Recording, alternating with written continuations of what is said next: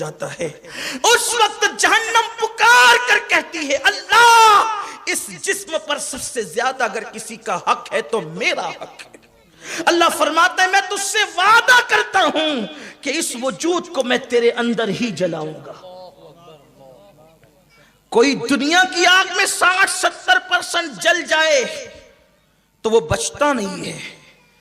آپ سے میں پوچھتا ہوں اور میری بہنوں سے بھی پوچھتا ہوں، چوڑیاں غیر مردوں کے ہاتھ سے پہن کر، مہندی غیر مردوں کے ہاتھ سے لگا کر، کیا تم جنت کی راہ کی مسافر بن رہی ہو میری بہنوں یا جہنم کی راہ کی مسافر بن رہی ہو؟ اور اس کے بعد پھر بے پردگی سے گھوم کر مردوں کو دعوت نظارہ دینا، اپنے حسن کو بے نقاب۔ یہ دنیا میں کچھ نہیں رکھا ہے، دنیا میں کچھ نہیں رکھا ہے۔ ایک دن یہ دنیا فنا ہوگی، اور دنیا جب فنا ہوگی بالکل ہوگی، ہمارا ایمان ہے دنیا فنا ہوگی، لیکن اس کے فنا سے پہلے ہم ہی فنا ہوں گے۔ ہمیں تو کتنے دن جینا ہے، جینا کتنے دن ہے، زندہ کتنے دن رہنا ہے، سوچو غور کرو۔ اللہ کے غضب کو دعوت دینے والوں کتنے دن دنیا میں جیو گے، قبر میں ڈال دیے جاؤ گے۔ لوگوں کی ہڈیاں بھی پگھل جاتی ہے قبروں کے اندر، ہڈیاں بھی پگھل جاتی۔ اللہ کے عذاب سے بچو، اللہ کے عذاب سے ڈرو، اللہ کے غضب کو دعوت مت دو، کیونکہ گناہ کر کے کبھی کسی کو سکون بھی نہیں ملتا، کسی کو کبھی عزت اور وقار بھی نہیں ملتا۔ اور جب قوم کی بیٹیاں آوارگی کی طرف جائے گی تو اس قوم میں پھر کبھی سلطان صلاح الدین ایوبی جنم نہیں لے گا،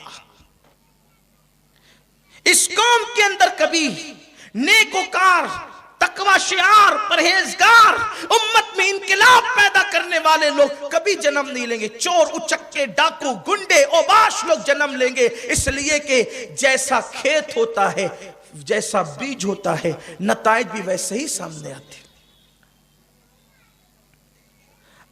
آج کیفیت یہ ہو گئی، بیٹیوں کو پردے کا خیال نہ رہا، اور جوان اس قدر اللہ کے سے بے خوف ہو گئے کہ اب تو العیاذ باللہ مسلمان کبھی اس بستی سے گزرتا تھا جس بستی کے اندر برے کام ہوتے تھے، اور کام ہوتا تھا کہ جلدی سے ادھر سے گزر جائیں، تو وہ 1.5-2 کلومیٹر کا چکر کاٹ کر کے جانا گوارا کرتا تھا، لیکن گنہگاروں کی بستی سے گزرنا گوارا نہیں کرتا۔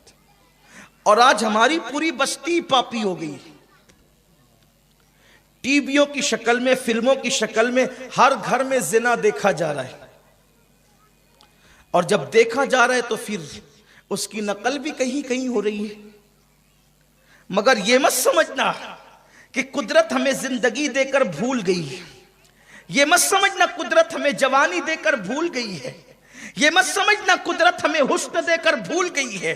میرا اللہ بھولنے سے پاک ہے، وہ کسی کو بھولتا نہیں ہے، وہ سب کو جانتا ہے، سب کو دیکھتا ہے، سب کے جذبات اس کے سامنے ہیں، کوئی اس کو بھلا نہیں سکتا۔ وہ بھولنے سے پاک ہے، وہ سونے سے پاک ہے، وہ اونگنے سے پاک ہے۔ اور سنو، جب تم اس کے غضب کو دعوت دیتے ہو گناہ کر کے، تو اللہ پھر کچھ لوگوں کو گناہ کی سزا اس شان سے دیتا ہے کہ ان کو ایسی بیماریوں میں مبتلا کر دیتا ہے کہ دنیا کا کوئی طبیب اور ڈاکٹر ان کا علاج بھی نہیں کر پاتا۔ آپ سمجھتے کیا ہو؟ جوانی میں گناہ کرنا بہت اچھا لگتا ہے، حسن کی نمائش کرنا بہت اچھا لگتا ہے، لیکن تباہی کے سوا کچھ نہیں۔ جہاں گناہ ہے وہاں فنا ہے، جہاں گناہ ہے وہاں فنا ہے۔